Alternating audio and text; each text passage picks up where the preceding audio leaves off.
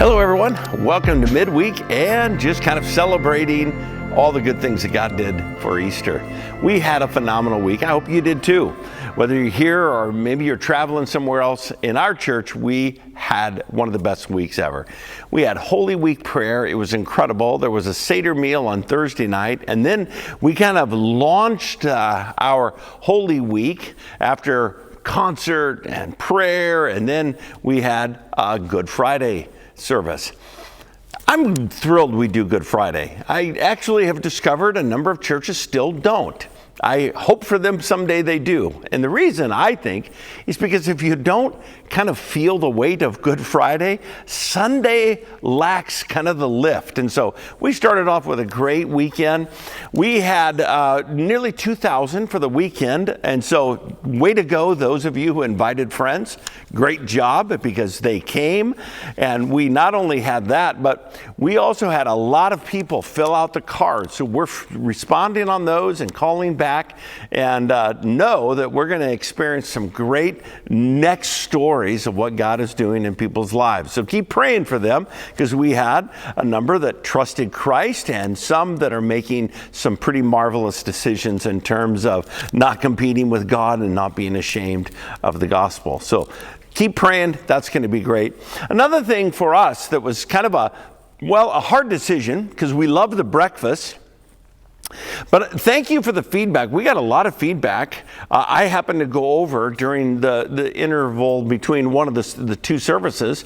And when I went over, there was all kinds of people. And one of the cards or the emails actually I got kind of said, I missed the breakfast, but thank you for not doing it, because there was a lot of fellowship and a lot of conversations that when you just eat, you're kind of like in your own little enclave. And so it was pretty special to go over there. Kudos to those folks who played in the bell choir, who set up all of our beautiful, beautiful decorations all over the place, made a fabulous place to get pictures.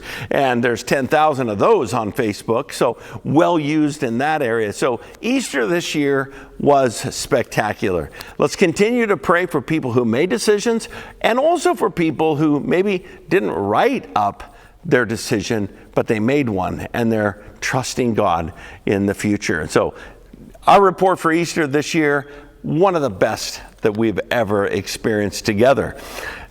Let me move you to another thing that's coming up. It's this weekend, and that is on Friday night. Capital Christian, our Christian school here, starts at preschool, goes through the 5th grade. We're having an auction. I want to personally invite you to the auction. You can get those tickets on our Church Center app, and you can also sign up online at ccssalem.org. And all of those things, you can go through our church website, get over to the school website, and if you don't like any of those options, come to the school office. What's going to happen to this? Well, there's going to be dinner provided. There's going to be a silent auction. They have at least 55 to 60 different items, packages, baskets. Those are spectacular, and we will be bidding on those silently, and those close at a certain time. And then we have the oral auction. This year, there's some pretty special kind of gifts that people are going to auction. One of the big ones, yes, we auction Seacrest during that Thanksgiving time, and that's really fun. There's going to be a landscape set. It's going to include all kinds of items in this one. If you have some landscaping coming up and need some tools and different things that you can buy at Ace, you're going to want to bid on this one. We have a Blackstone plus some meat that's going to come. I hear, don't have one. I hear they're one of the hottest tickets going this year.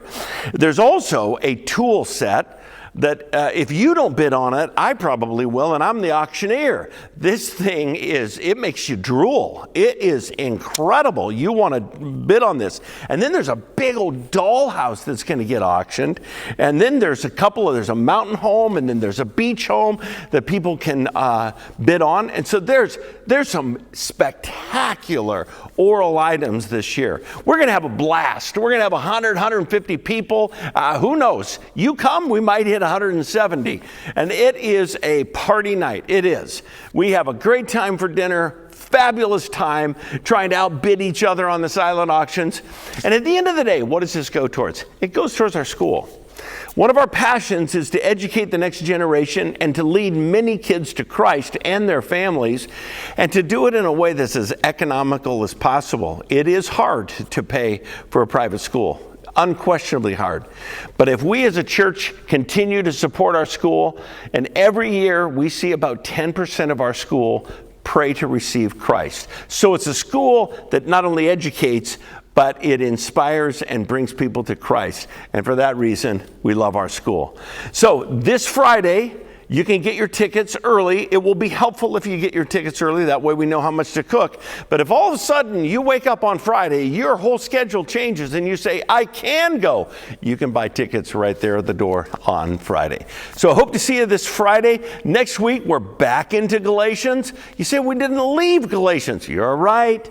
I just borrowed from chapter 6, going to go back earlier in the text, and we're going to continue to work our way through. God bless you. Have a great time, and I trust and pray that your post-Easter celebration is as good as ours. We love you.